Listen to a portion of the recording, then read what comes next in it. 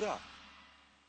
हाथी घोड़े दास दासियां जितनी चाहे मांग लो, पर मुझे सुखी होने का रहस्य तो बता दो। राजा, हाथी घोड़े दास दासियों के बिना भी मैं सुखी हूँ।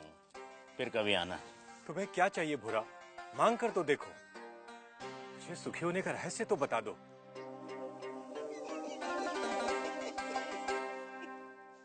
जो स्वयं सुख की खान है, उसे लालच देने का काम मूर्ख ही कर सकता है। जा राजा जा, फिर कभी आना।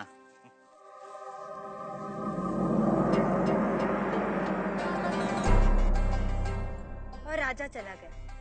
उसे समझ नहीं आया कि गाड़ीवान भूरे को क्या चाहिए था कि अचानक राजा एक दिन अकेले गाड़ीवान के सामने आ खड़ा हुआ।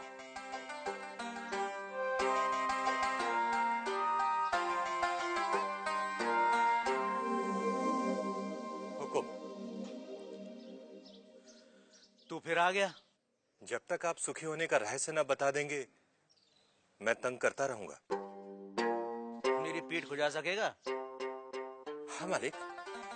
ला, खुजा। रहने दे, रहने दे। ठीक से बैठ जा, बैठ ठीक से। पहले ही अपने दिखावे का बोझ छोड़कर आता तो मेरी पीठ खुजलाने से बच जाता।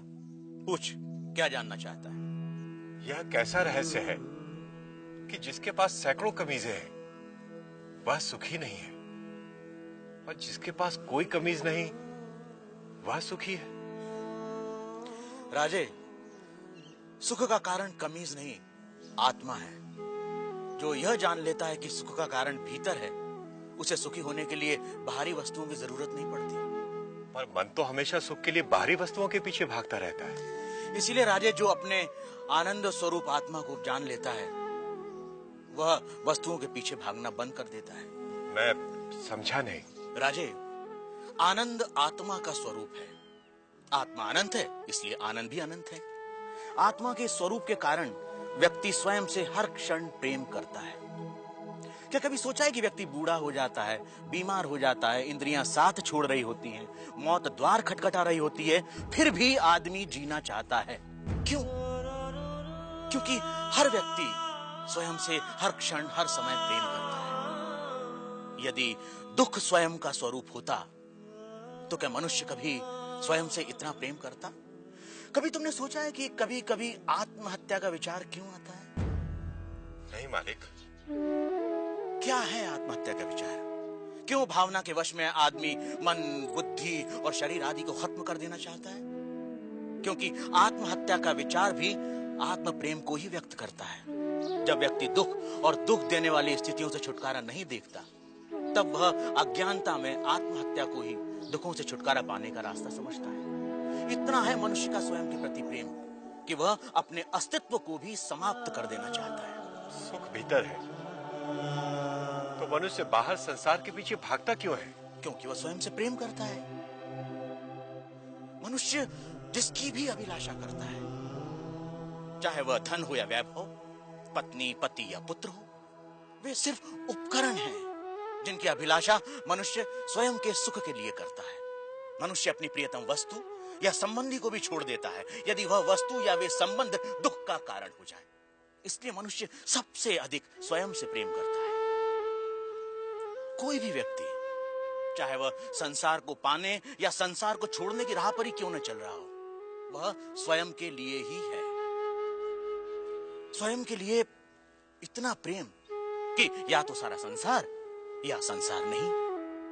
स्वयं के प्रति इतना प्रेम ही आत्मा के सुख स्वरूप का प्रमाण है। यदि ऐसा नहीं होता तो मनुष्य दुखों से प्रेम करता। क्योंकि अज्ञानतावश हम अपने आनंद स्वरूप को नहीं जानते, इसलिए इस आशा में संसार और वस्तुओं के पीछे भागते रहते हैं कि वह हमें छोटे छोटे सुख देगी।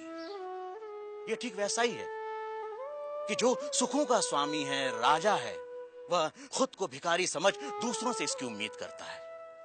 यही है अज्ञान की शक्ति। इसलिए राजे, संबंधों का और वस्तुओं का सुख स्थायी नहीं होता, परंतु आत्मा का आनंद असीम होता है। वो कैसे स्थायी है? राजीव, जब भी हम किसी प्रिय व्यक्ति या प्रिय वस्तु को देखते हैं तो उससे आनंद होता है। इस आनंद को शास्त्र प्रिय कहते हैं। और जब हम उस वस्तु को पा लेते हैं या उस व्यक्ति से मिल लेते हैं तब वह आनंद कई गुना बढ़ जाता है। उसे मोद कहते हैं। और जब हम उस वस्तु का उपभोग करते हैं तब उससे प्राप्त होने वाले आनंद को प्रमोद कहते हैं। परंतु जैसे ही हम उस व्यक्ति या उस वस्तु से अलग हो जाते हैं वह आनंद भी समाप्त हो जाता है। इसलिए राजे, वस्तुओं का आनंद, व्यक्तियों का आनंद स्थायी नहीं होता, परंतु आत्मा का आनंद स्थायी और अनंत होता है। बुरा व राजा में आनंद पर लंबी चर्चा हुई, जिसे वेदांत में आनंद मीमांसा कहते हैं।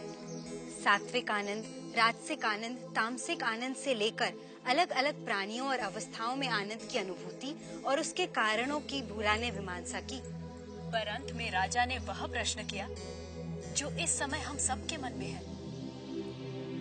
आर्य, यदि मैं ही आत्मा हूं और आत्मा का आनंद स्थान, समय, जन्म, शरीर, मन, बुद्धि और बाहर की किसी भी वस्तु से स्वतंत्र होता है, तो मैं अनंत, असीमित और पूर्ण आनंद का अनुभव क्यों नहीं कर पाता? राजे, यदि तुम अपनी आंखें बंद करोगे तो अंधेरा ही दिखाई देगा। जब तक तुम शरीर, मन, बुद्धि, संसार, वस्तुएं, रस, भाव और विचारों की ओर ही देखोगे तब तक तुम उस अनंत, असीमित और पूर्ण का अनुभव नहीं कर सकोगे। इसमें गलती आत्मा की नहीं, हमारे दृष्टिकोण की है। इसलिए राजे, यदि सुख चाहते हो तो बाहर नहीं, भीतर देखो। तो सूत्रधार, क्या इसका ये